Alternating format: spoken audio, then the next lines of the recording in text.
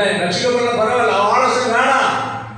அவன் ஆண்டவர் மாதிரி தேவனுடைய கலந்து தேவனுக்கு பிரியமான ஆலோசனை பண்ண முடியாது, சொல்ல முடியாது.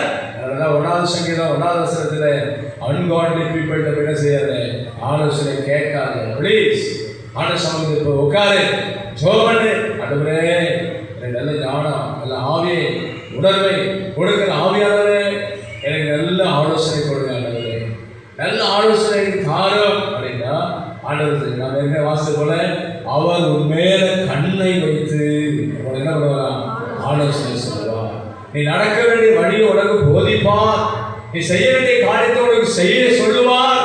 அதன்படி செய்வீர்களானால் நீங்கள் எல்லா சூழலிலும் நீங்கள் ஆசீர்வதிக்கப்பட்டவர்களாக இருக்கிறீர்கள். அல்லேலூயா சொல்லுங்க. நீங்க அன்காட்லி பீப்பிள், கர்த்தரை ஏற்றுக்கொள்ளாத புறஜாதியான ஜனங்களிடம் என்ன செய்யாத, ஆலோசனை கேட்காத. ஓ மாந்திர மன்னரோட போய் ஆலோசனை கேட்காத, குறி சொல்றத போய் ஆலோசனை கேட்காத. அல்லேலூயா சொல்லுங்க. ஆமா, கோடு வச்சுட்டு வருவான், அவன்கிட்ட போய் என்ன செய்யாத, ஆலோசனை கேட்காத. அரச மரத்தில போய் ஆலோசனை கேட்காத, புன்னை மரங்கள் கீழே போய் ஆலோசனை கேட்காத, விக்கிரக கோயில போய் ஆலோசனை கேட்காத. சோழனை அப்படி போடுவான் சங்க அப்படி பார்த்து அதோட போய் கேட்காத. அன்காட்லி பீப்பிள்கிட்ட போய் தயவு செய்து ஆலோசனை கேட்காதீர்கள். அல்லேலூயா. அருமையானவர்களே, அதுதான் ஆண்டவர் சொல்றார், துன்மார்க்கனுடைய ஆலோசனை என்ன செய்யாத, நடக்காது. நிறைய கிறிஸ்தவர்கள், நிறைய தேவனுடைய பிள்ளைகள் துன்மார்க்கனுடைய ஆலோசனை கேட்டுக்கிறீங்க, அதனாலதான் குடும்பம் நடக்க மாட்டேங்குது. அல்லேலூயா சொல்லுங்க. எந்த காரியமும் கையில வாய்க்க பண்ண மாட்டேங்கிறது. நீங்க நினைச்சு உடனே ஆர்டர் பண்ணுங்க, அண்ணன் நினைச்சு கூடமா மாமியா தாத்தா பாட்டியா யாரோ, சோ அவனை ஆர்டர் பண்ணுங்க, தப்பு கிடையாது. ஆனா அவங்க ஆலோசனை என்ன பண்ணாத, கேட்காத. அவருடைய ஆலோசனை முழுவதும் ஆண்டவருக்கு விரோதமா தான் இருக்குமே தவிர கர்த்தருடைய சித்தத்தை நிறைவேற்றுகிற ஆலோசனை தயவு செய்து அவனுக்கு வரவே வராது. காரணம் தெரியுமா, அவன் வேற ஒரு ஆவி உடையவனா இருக்கிறான், நாம தேவ ஆவி உடையவனா இருக்கிறோம். சொல்லுங்க. எனக்குமே உலகத்தில் இருக்கிற எந்த ஆவியும் இயேசு கிறிஸ்துவின் பிரியமா என்ன செய்யாது, இருக்க ஆண்டவருக்கு பிரியமான ஆலோசனை ஒரு நாளும் கொடுக்காது. ஏன்னா அது அந்தி கிறிஸ்து. யாரு? அந்தி கிறிஸ்துவை மறுதலிக்கிறவனே அல்லாமல் யார் அந்தி கிறிஸ்து?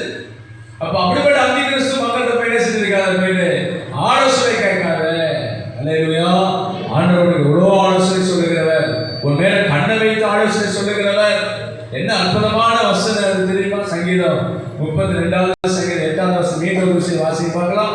எனக்கு ரொம்ப பிடிச்ச அற்புதமான ஒரு சங்கீதம். ஒவ்வொரு வார்த்தையும் அப்படியே ஆண்டவர் அவ்வளவு ஞானமாய் கர்த்தர் உங்களுக்கு எழுதி வச்சிருக்கிறார். படிக்க பார்க்கலாம்.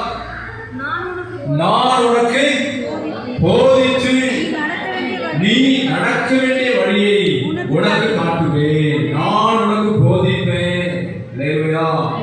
நான் உனக்கு டீச் பண்ணுவேன், நான் உனக்கு உபதேசம் பண்ணுவேன், நான் உனக்கு போதித்து நீ நடக்க வேண்டிய வழியை உனக்கு காட்டுவேன், உன்மேல என் கண்ணை வைத்து ஆலோசனை சொல்லுவேன். அல்லேலூயா.